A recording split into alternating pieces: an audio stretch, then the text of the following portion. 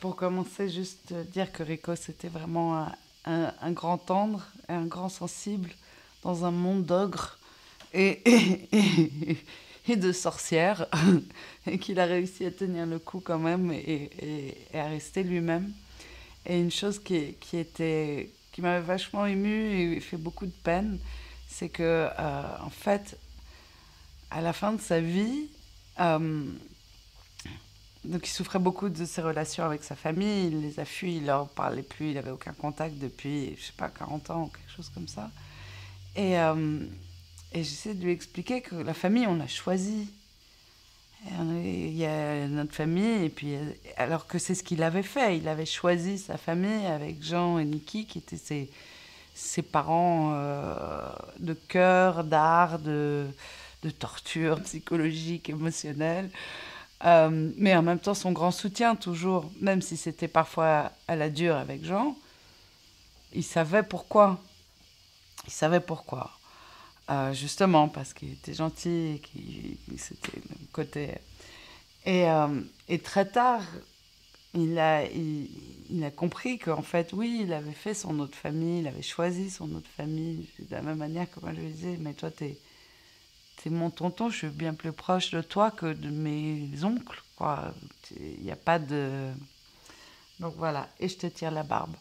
Donc,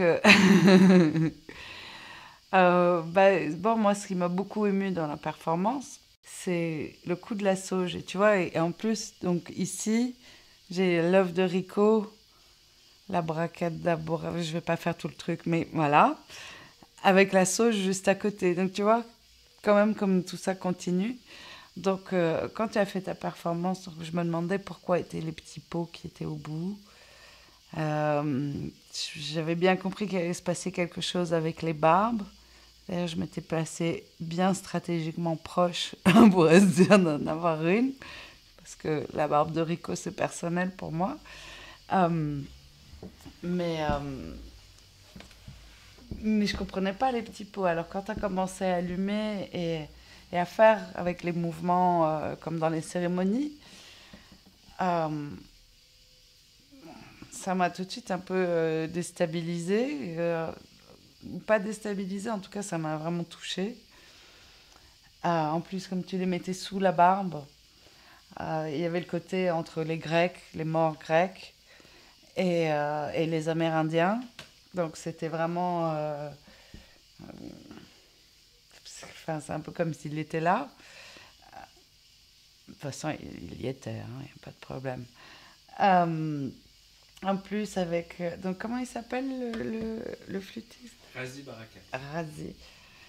Son look, c'était parfait aussi, avec le russe, euh, la grande robe noire. Parce qu'au russe, c'était le genre de bijoux comme ça que Rico aurait porté. Parce que lui, il portait des bijoux. Euh, bon, c'était comme un concours de circonstances. En plus, comme toi, tu savais pas ces histoires. Et puis après, alors moi, j'étais très émue, la petite vidéo que j'ai prise quand you're blessing les gisants. Parce que donc, le lendemain, je sais plus si c'est le lendemain de la mort de Nikki. Non, c'est le lendemain ou le soir où on a jeté ses cendres dans l'océan.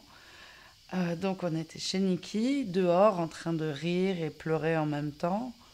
Après avoir fait, parce qu'on a fait venir ce chaman Blue Cloud, qui était venu, qui avait rencontré Nikki quand elle allait bien, qui est venu quand elle était à l'hôpital à plusieurs moments, qui est venu pour quand on a jeté ses cendres, et qui est venu pour l'ouverture, pour faire une cérémonie pour Bless, la dernière œuvre publique de Nikki, qui a été ouverte après sa mort. Et Rico était là, donc bien sûr. Et, mais le soir, donc après les cendres, Rico commence à dire, en pleurant et en rigolant, avec une objectivité pénible, le prochain à partir, c'est moi, parce que les deux autres, là, ils vont m'appeler pour me faire travailler.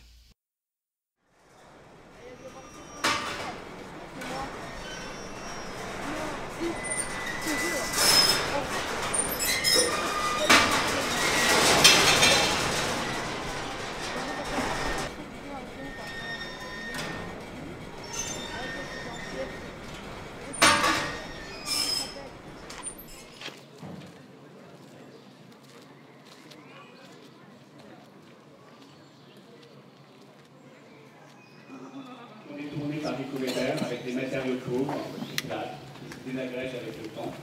Les acquis de Rico pour cette réalisation ne sont pas d'apparat, mais une salopette de travail et d'œuvres cachées.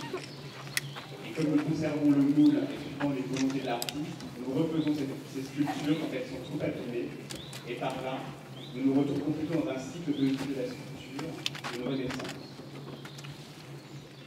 Jérôme Thorel, qui était en résidence plus ou moins 3 mois pleins, pendant un travail de réflexion qui s'est étendu plus ou moins sur 2 années, est parti en mission en Suisse pour y rencontrer René Frogin et Madeleine Chandoir, Francisco Infante et Leonardo Sudov. Je tiens à remercier Georges Mathuret et Nadia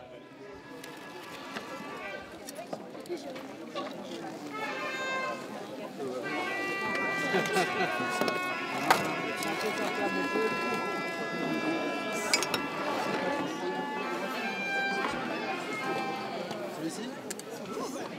Si j'étais où, je le prendrais ici. En fait, si je vous prenais par là, je vais le prendre avec.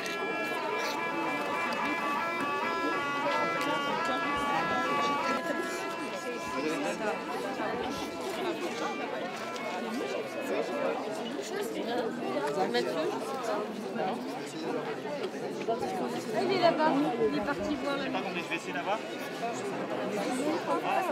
Tu le sens. Il faut faire le tour.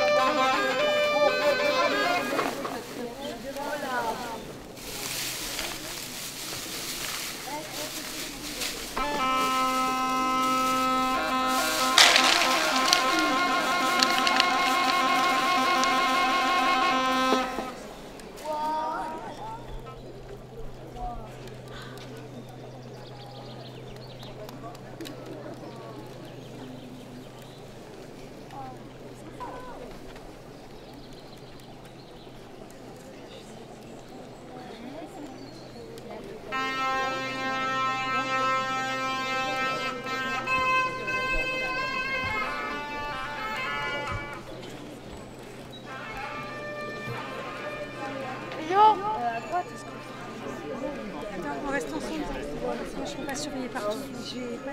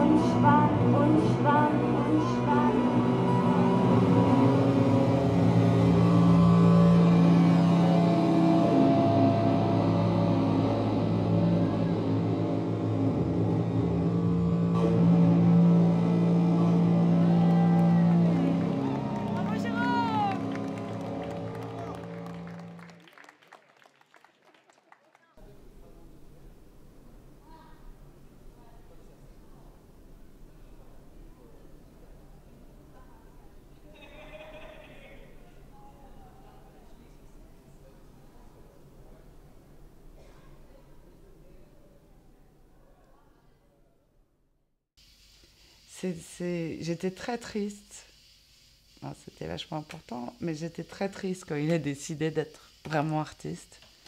Parce que du coup, il a beaucoup disparu du quotidien. et du monde de Jean et Niki, même s'ils restaient là et une fois de temps en temps, l'un ou l'autre l'appelait genre « Au secours, viens nous aider !»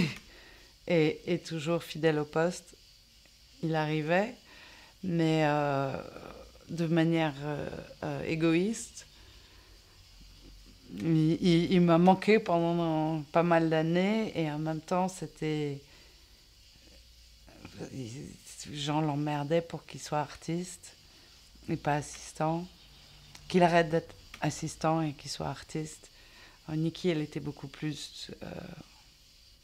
c'était beaucoup plus tendre, la relation Niki et Rico. Et tu vois, quand Rico est mort, donc Niki, au tarot, il y a une chapelle où elle avait mis 2 photos de personnes qui avaient travaillé au tarot et qui étaient morts. Et puis quand Jean est mort, sa photo. Et la chapelle, elle l'a faite quand Jean a eu son opération au cœur ouvert. Et elle avait promis, elle allait dans une église orthodoxe parce qu'elle était super belle. Et elle avait dit, si tu me le gardes, je te ferai un espace au tarot, à la Madone Black. Et donc, il y a la photo, elle a mis une photo de mon anniversaire, de mes 2 ans, je frime un peu, quand Jean est mort. Et nous, on n'a pas mis de photo de Niki quand elle est morte, mais quand Rico est mort, j'ai mis une photo de Niki et Rico ensemble, où ils sont là, très fiers, parce que Niki était ravie, parce qu'elle avait réussi à ce que quelqu'un lui taille la barbe.